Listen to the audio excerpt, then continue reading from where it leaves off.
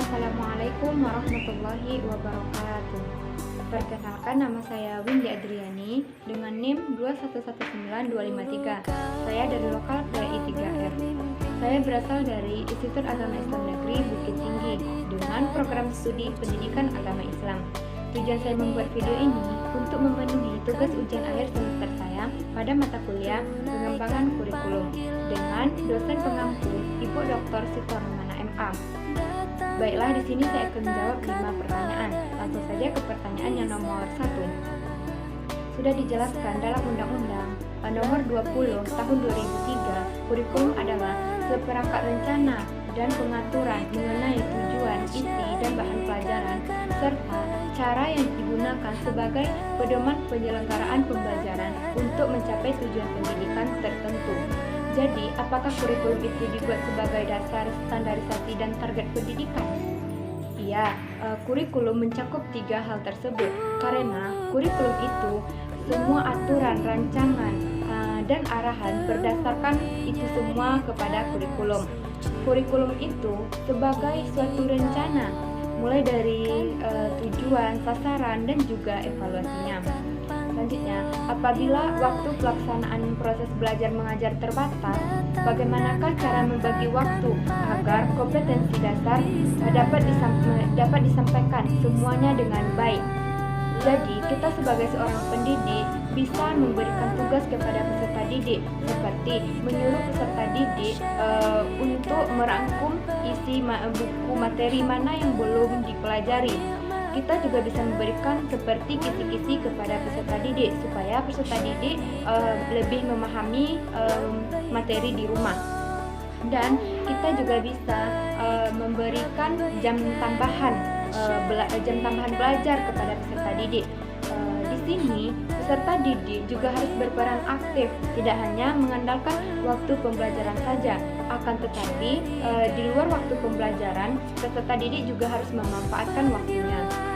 Mungkin itu saja untuk jawaban yang nomor 1. Selanjutnya soal nomor 2. Indonesia telah mengalami pergantian kurikulum dalam rentang waktu yang cepat. Uniknya, setiap perganti Menteri Pendidikan berganti pula kurikulumnya. Ada kurikulum berbasis kompetensi atau KBK, ada kurikulum tingkat satuan pendidikan atau KTSP, ada kurikulum 2013, dan sekarang dikembalikan lagi kepada KTSP. Menurut saudara, apa dampaknya terhadap sistem pembelajaran dengan dilakukan pergantian kurikulum terus-menerus? Perubahan kurikulum ada berdampak baik dan ada juga berdampak buruk bagi pendidikan. Berdampak baiknya, peserta didik bisa belajar dengan mengikuti perkembangan zaman yang semakin maju, dan guru akan lebih kreatif dalam menyampaikan pembelajaran dengan menggunakan metode yang baru. Dan dampak buruknya, mutu pendidikan akan menurun dengan perubahan kurikulum yang begitu cepat. Selanjutnya, apakah keadaan pandemi sekarang kurikulum mengalami perubahan juga? Ya, kurikulum mengalami perubahan karena keadaan pandemi sekarang, Kementerian Pendidikan telah melakukan penyederhanaan kurikulum selama masa pandemi. Kenapa? Karena telah terdapat kegagalan dari beberapa sekolah dalam menetapkan KTSP. Selanjutnya, kenapa Menteri Pendidikan tidak menetapkan satu saja kurikulum utuh tanpa harus diganti? Yang terpenting, kurikulum tersebut menciptakan peserta didik yang cakap secara kognitif, efektif, spiritual, dan sosial, serta cakap psikometrik. Karena perubahan kurikulum yang terus-menerus akan sangat berpengaruh kepada peserta didik supaya bisa menciptakan peserta didik yang lebih kreatif lagi untuk kedepannya.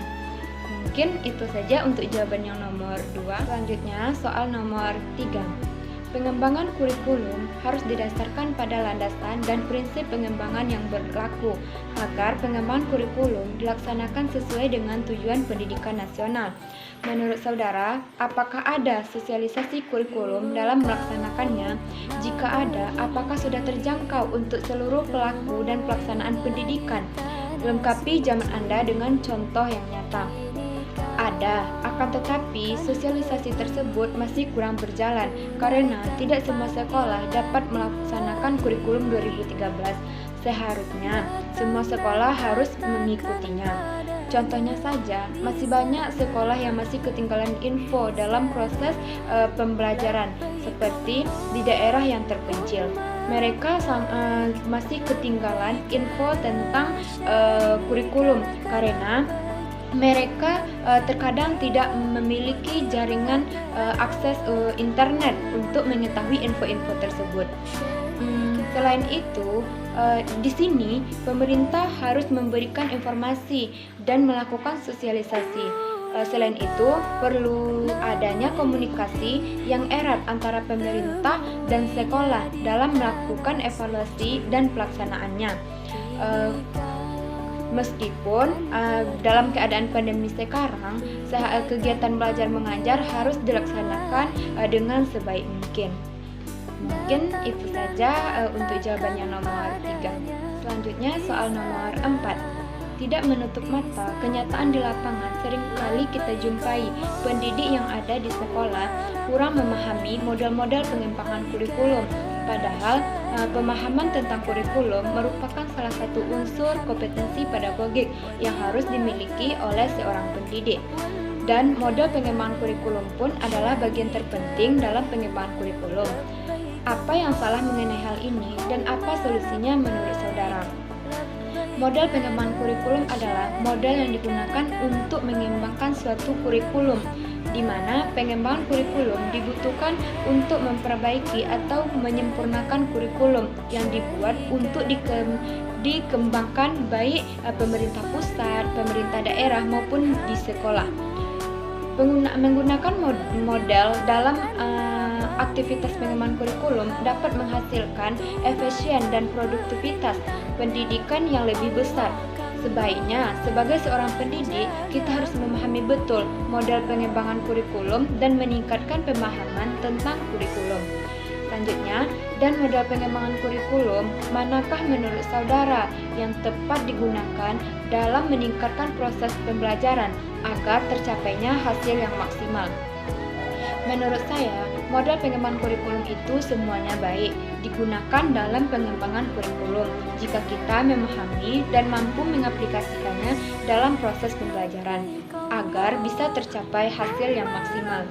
Jika saya ditanya dan disuruh untuk memilih model manakah yang cocok digunakan, maka saya akan memilih model Taylor.